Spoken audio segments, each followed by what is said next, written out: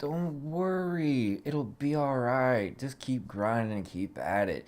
I mean, you can't always expect to get good drops on everything that you're looking for.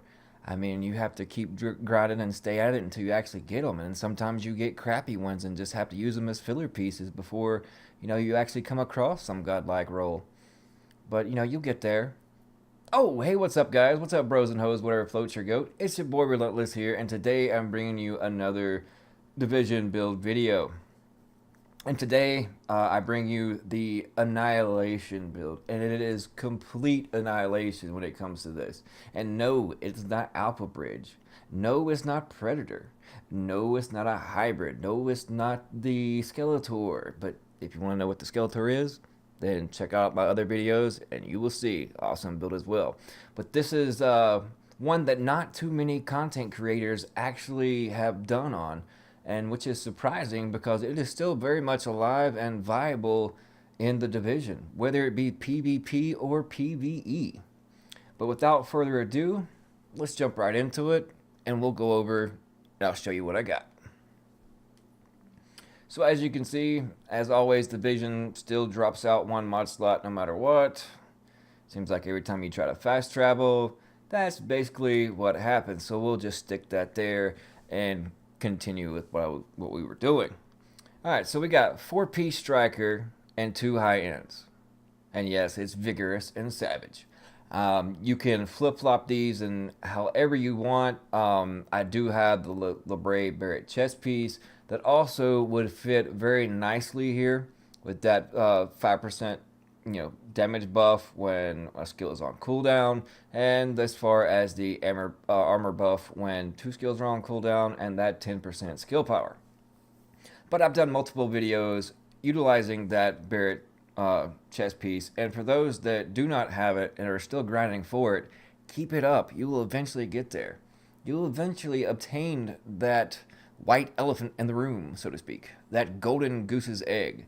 But yeah, so instead of going that route, I went for the more natural approach because these pieces are very, very much more common than the Barrett chest pieces. And as the Savage Gloves are actually at DZ5 East checkpoint. If you're looking for godlike Savage Gloves, they have assault rifle damage, crit hit chance, and crit hit damage with a nice roll of main stats on them. But without any further ado, let's jump right into it. As you can see on my primary, which is the ACR, I'm doing 19.1k damage, and that's before any procs, any damage buffs, any bonuses, or anything. And on that is Unforgiving, Responsive, and Brutal. In my mod slots for this weapon, I have 102.5% magazine size, 5% reload speed, and 4.5. No, that's not 4.5. I can't even read. Anyways, I'm losing my mind. Do not hang out with Lucky Larry for nothing. He'll just blow your mind, and never drink his hooch. He makes that crap in his bathtub. He should have told me. But anyways, moving on, 4.7 rate of fire. Large optics with 6% headshot damage, 2.5% crit hit chance, and 4% crit hit damage. Omegle rifle suppressor, 16.5% headshot damage, 4% crit hit damage, 2.5% crit hit chance, and reduced threat. On the underbarrel, I have more reload speed, which comes in handy, quite handy, I might add, either it being PvP or PvE, because once you can reload faster, then you're able to dish out and continue putting those bullets downrange and inflicting as much pain and suffering upon NPCs or other players as possible. And also 2.5% stability and 2% accuracy. On my other one, I chose to go with the RPK. I do have military M60. As you can see, it's 19.2 with deadly, vicious, and unforgiving, but it's been done over and over and over, and this is a very good weapon. I chose to utilize this classic RPK 74.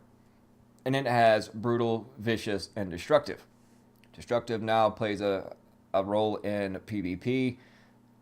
So that 5% enemy armor damage on PvP helps out really nice. And also, since it's an LMG, during the PvE side of things, if you're doing incursions or whatnot, also it comes in quite handy. Now moving on to the vigorous chest piece. Robust. Where did that come from? Oh, that's right. I tricked you, didn't I? Yes, I'm utilizing the robust chest piece. Ah, I thought I had you going there for a moment with the vigorous. Everybody does vigorous. Either it's vigorous and savage or specialized in savage. So I threw you a little curveball and put in there a robust chest piece. So that way you can tag cover and you get that 10% extra armor. And also damage to elites, 1135 armor and ammo capacity. And ammo capacity is really nice and should be, if possible, rolled on your chest or your backpack. That is, if you're able to. And what I mean by able to is if you get a nice or a good roll on your main stats and already have armor on your chest piece and have the luxury of rolling between kill XP and ammo capacity, always go with ammo capacity. But if you have to roll for armor, then choose whatever you thought or you think is best for you, whether it be if you're a PvPer or a PvEer, or you want something that's more or less balanced and could be both. And this could be both, and by no means is it min max, but it can be improved upon. I can jack my toughness up even more and be around 420k toughness, but I figured I'd just stack on the extra damage, and it works out pretty well. But moving on, in my mod slots, I have 261 stamina and 271 armor, and also another one in that same slot of the same caliber. And I bought these when 1.5 first hit, and I mean, I wish I had more money to buy more because I mean they're great stamina rolls and great armor rolls. And the way the RNG has been as of late, it hasn't been too promising. Rolling 30 to 40 mods now, maybe only getting 3 or 4 good ones out of them. Going through division tech like crazy and materials, but now I'm just rambling on, so we'll move on with the build. On my mask, I have 3.5% crit hit chance, and that 7.5% enemy armor damage. I also stack as much enemy armor damage as possible on, if you can. I have a really high stamina roll on this at 1257, and I have in my mod slot 260 firearms and another 271 armor. Now, instead of crit hit chance, I would prefer more or less the skill power being there because it would come in more handy than just a 3.5% crit hit chance. But this on the only mask I was able to come across as far as a striker with a higher armor roll on it and not in the low 850s or 860s was this one. But unfortunately, it had electronics rolled onto it, so I wasn't able to roll the major attribute for skill power, but instead I opted to keep the crit chance and go for a very high stamina roll, and this is a very good stamina roll. It's only maybe 24 off, see, 22 off of the maxed out. But I mean, it's very close to being maxed out, so that's why I held on to it, and it works out and fits really well with this build. But like I said, I believe the skill power that was could have been on it, then that would just make this build even better. Moving on to the knee pads, 1231 firearms, which is another nice roll, with 1154 armor, disorient resistance, blind death resistance, and burn resistance. Now, instead of any one of these three, it'd be better if you was able to roll enemy armor damage as well on your knee pads, because if you can get it on whatever piece of gear, and have the luxury also of rolling that and the RNG gods of the division bless you, then try to get enemy armor damage in your minor attributes whenever possible. In the mod slots, I have 262 stamina and 272 armor and 2% pulse critical hit chance. Now going on to the backpack, I have another high, good 1245 firearms, 922 or 912 armor, and disrupt resistance. Now this is the kind of somewhat a filler piece. I mean, it is very much viable, but luckily I have ammo capacity on my chest piece, and not having any ammo capacity on either or, you don't want to start out at a base of 900 rounds because you're going to eat through the ammo within no time, and sometimes the ammo resupply or safe houses are far and short in between, so it depends on the situation, but I would say it's best to have at least ammo capacity on one piece. That would ensure you at least over 1,300 rounds, and you will survive better, whether it be an incursion or HVTs or wherever the case may be. So if you're able to, at least please put ammo capacity, because it's not fun running out of ammo and having result to nothing but a pistol. But as you can see in my mod slot, 261 stamina and 271 armor, and another 2% pulse critical hit chance, and yet another 2 pulse critical hit chance. Moving on to the Savage Gloves, 1156. Not great by no means. But as far as the assault rifle damage, 16% crit hit damage, and the 5% crit chance. Currently, these gloves are around 500,000, and I keep re-rolling the firearms, and I have yet to get anything over 1156. So the RNG is pretty much crapping on me all night and all afternoon. So I figured I'd give it a rest, replenish my funds, and then proceed to keep rolling this for a higher firearms. And once that's achievable, then I will gain hopefully at least 100 going toward firearms, and then I can replace a firearms and stamina mod or a firearms and armor mod with a stamina mod and armor. So that way that'll put me at around 400k toughness, and that will make this build even better. Now moving on to the holster, I got great rolls all the way around. I mean 1258, 1272, and 1254. This is almost near perfect. I mean, it's only lacking not too much in the armor, but as far as the rolls across the main stats, it doesn't get much better. And if it does, then you are one lucky SOB, let me tell you. But as you can see in my performance mod slot, I have pulse critical hit chances that as well. So I'm getting a total of 8% pulse critical hit chance with this build. And with the ACR, comes in real nice and handy because it only has 13.5% crit hit chance, and that's due to the lack of mods for this weapon. And I'll go over them again and show you the reasons why, but there are better mods out there, and you want mods with the triple threat. But let's finish this and we'll move over there and I'll tell you which ones to go for.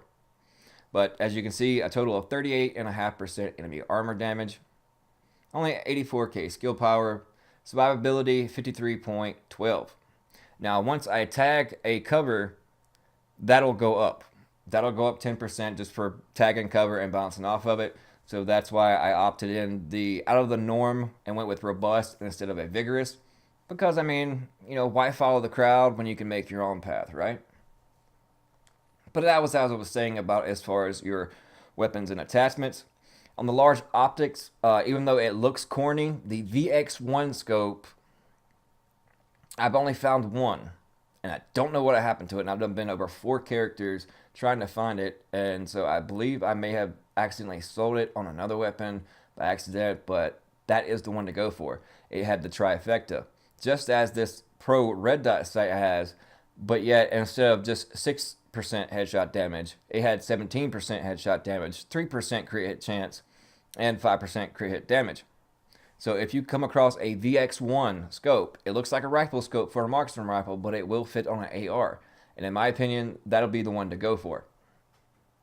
In the muzzle slot, I've seen all the way up to 19% headshot damage. But, you know, whatever the case may be, whatever the best you can get your hands on, any kind of suppressor will have the headshot damage, crit hit damage, and crit hit chance. Sometimes they leave out the crit chance and have like stability, or leave out crit damage and have an accuracy. But if you can get your hands on it, then you want one with crit chance, crit damage, and headshot damage. Now, always look at your stat character sheet and your base damage output for each weapon, such as the 19.1k. Never build your build based on pure what your DPS number is. And the reason I say that, because you see on my underbarrel I have 27% reload speed. And I'm going to go to my weapon and I'm going to show you what happens if you take that off. See that? DPS goes up just for having 3.5% extra reload speed. It shot up over 2,000 in DPS. Now see, if I had switched to this small red or any other that does not have reload speed, it drops 13k. So even though 287 still seems like a nice roundabout DPS number, never base your build on just the pure number of what your DPS says, because there's so many other things that can inflate it that doesn't actually carry over and gives you the best visual on how much damage your weapon can actually do. Try out different things. As far as the PvP side, when you're in the dark zone, when running an AR, that reload speed does come in handy and works out really well. Because, whether it be the SMGs or whatever you're running, the more bullets that you can actually reload and get down range as soon as possible, the better the outcome is going to be, usually, if you know how to handle yourself in the dark zone. So I wanted to bring that to your attention, and hopefully you'll understand. And hey, dude, don't worry. You'll get that Barrett's chest piece out of Lexington. Just keep your head up. There's no need to be sad or down. Hell, I hate to even say this, but if you're that lonely and need some help, go talk to Lucky Larry. He owns Lucky Larry's Used Cars. Best used cars in Manhattan, but he ain't too bright, though. But you have a good one, and you keep grinding. But I'm going to go show you over here on Bullet King. I haven't done him with this character yet, and hopefully he'll pop up in time. But first, I'm going to hop over here and go in cover, and then my toughness should have jumped up 10%. And as you can see, that 10% lasts for 10 seconds because I'm no longer on cover. As you can see, it's dropping. It dropped. So as long as you're in cover and you bounce off of it and get that extra 10%, even though it was only 382, this is why utilizing the robust chest piece does come in handy and can be viable. Yes, there's other options that, one person might say, well, this is better and according to stat numbers and whatever. But also you got to look at the player's preference on how they like to play. This is a cover shooter game. Not too many people, actually play it the way it was intended. It's supposed to be, in cover to cover shooter. Not more or less, hey, I'm going to sit there and face trade with you until one of us dies, and whoever has the most DPS and the most damage and can land the most shots is going to be the winner. Hey, no, it don't work that way. So that's just, the brute force way. So be a little more smarter and brighter and outthink your opponent. Don't rely on complete brute strength all the time.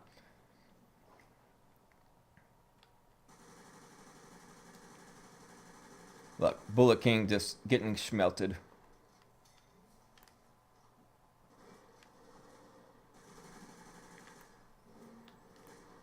Who else? And see, I'm taking enough damage, but yet putting out enough damage as well.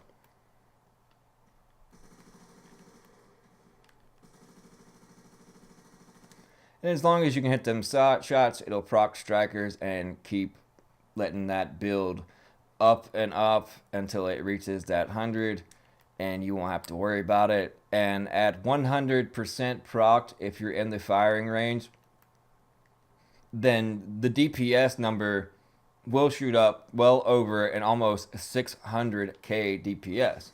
But don't let that fool you. Just like people that post inflated stats on social media, that's with all bonuses procced in the best case scenario. So you don't have to really harp on them or give them a hard time about it. But just be kind and just remember that there is a person on the other end of that screen. And they might not be, as intellectual as other people are. I'm not the brightest, color in the crayon box myself. I'm not about as sharp as a bowling ball. But, I try to do my best and help out. So, if you've enjoyed this build, please ground and pound that thumbs up button.